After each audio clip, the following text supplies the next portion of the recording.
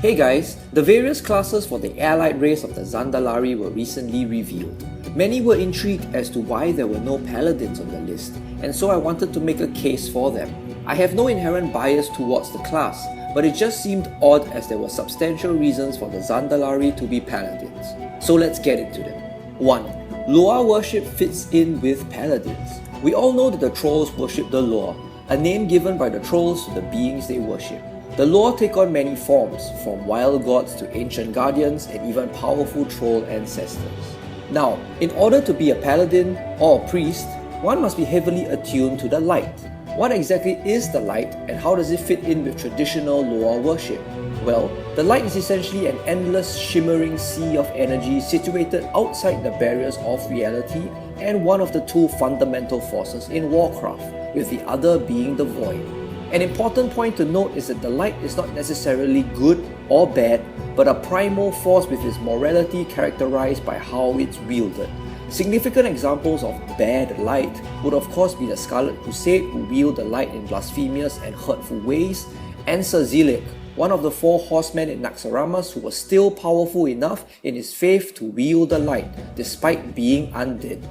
Thus, the light can be channeled through various mediums, depending on the user's background, culture, and faith. For example, the primary way that Blood Elf Paladins channel their light would be through the renewed Sunwell. For the Draenei, it was through their relationship with the Naru.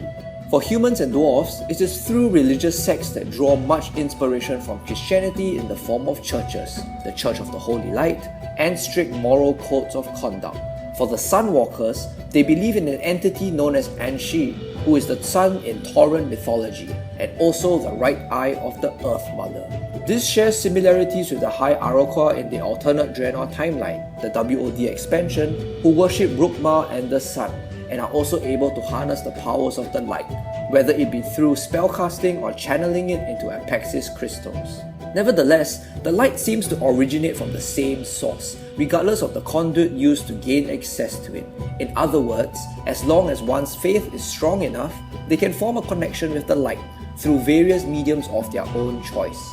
So, how exactly does this fit in with the Zandalari? Well, for one, we already know that the Zandalari are very spiritual beings. Their entire civilization is built on a strict hierarchy, with the priests being on top. Masters of magic and communing with the spirits, these respected bastions of knowledge stand upon many millennia worth of accumulated knowledge. Thus, here we have a society that not only has its top-tier caste worshipping the light through the Loa, but of which the faith of the entire civilization has revolved around for thousands of years from its very inception. The Loa are simply the medium from which Zandalari priests commune with the powers of the light, similar to how the Loa are the medium which Zandalari druids draw their powers of nature. In the same vein, a paladin is a priest that is chosen to take up heavy arms and armor. This is, of course, a gross oversimplification, but still true to a large degree. Just as how the Church of the Holy Light birthed the Knights of the Silver Hand, it is entirely conceivable from a lore perspective for Zandalari Paladins to be a very organic offshoot from Zandalari priests, especially so considering how the Zandalari have been channeling the powers of the light way longer than humans have. Thus, it makes substantial lore sense for Loa worshipping Zandalari to be able to wield the light and become paladins. 2. Zandalari Paladins are the perfect counter to the Blood Trolls. The Blood Trolls are going to be one of the main antagonists in BfA. There will be countless quests revolving around them, several dungeons, and even raids involving their big blood old god, Jihun. This hasn't been our first encounter with trolls and blood magic though. The most famous encounter we've had is with our dear friend Haka, the Lure of Blood, who has made multiple significant appearances through WoW, most notably as the end boss of the vanilla raid Zul'Gurub. From what we know of the Gurubashi Empire during their time under Haka, the worship of blood magic, while granting them great powers, drove many of them to madness, sacrificing their own kin in mass numbers and eventually causing the collapse of their entire society. The trolls aren't the only ones to fall to the corruption of blood magic though. On Draenor, in WoD, we experienced the Bleeding Hollow clan utilizing blood rituals to create dire orcs and to summon the powerful Blood Moon. In addition, blood magic has also been speculated to be used by the Mogu, using a vital substance known as anima to shape and mutate many forms of life, hence why they were infamously known as flesh shapers. Thus, blood magic has the potential for all kinds of evil, from torture to life sacrifice to the complete mutation and corruption of mind and body. In contrast, paladins by nature are individuals who revolve around the themes of eradicating evil and protecting the weak. These values are integral to their existence. They are the entire antithesis of what blood magic revolves around. The blood trolls of Nazmir are sick, malformed mutations, worshipping an evil lure with the main intent of wiping out Zandalari civilization. Paladins of Zuldazar serve as the perfect agents to battle against such corruption. Their faith would sustain them against the old gods' corrupting magics, and their martial prowess in the front line would be indispensable against the great blood beasts that have spawned from its nefarious magics.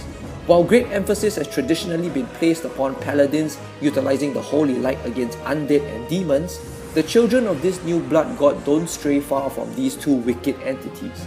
With the Legion being crippled, the Scarlet Crusade being all but decimated, and the Lich King being in a mostly dormant state, it would be great to see the Paladins having a new enemy to battle against. Now that we've covered most of the deeper lore reasons, we come to the third and most compelling reason of all.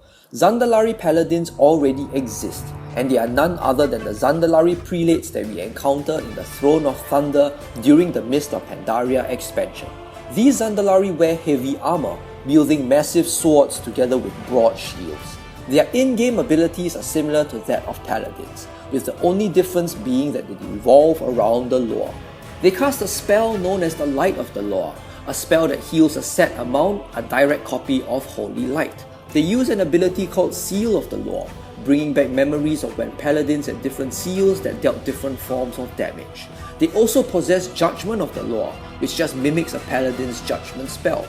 And they also wield an ability known as Mark of the Lore, a holy damage dot. All of these simply scream paladin. In addition, Zandalari culture supports the existence of the Zandalari prelates. Within Zandalari culture, dexterity is not prized among Zandalari warriors. Brute force, backed by ancient magics, is the preferred combat style. This is a very apt description of a protection or retribution paladin, a brute force class backed by the powers of the light. Furthermore, it is slightly concerning why Zandalari can be rogues, as dexterity has clearly been stated to not be their forte. Choosing to include rogues over paladins makes little sense overall. A potential counter-argument to this would be that lore-wise, a few abilities on a few random NPCs is not a strong enough reason for a playable class. Priests still dominate by far, and any paladins that have evolved from Zandalari priests are simply insignificant splinter groups. This is true from what we can see. However, while it is true, it doesn't negate the fact that scarcity should become an obstacle to making something playable. Blizzard has recently introduced the Void Elves as a playable allied race, and they number a few dozen at best.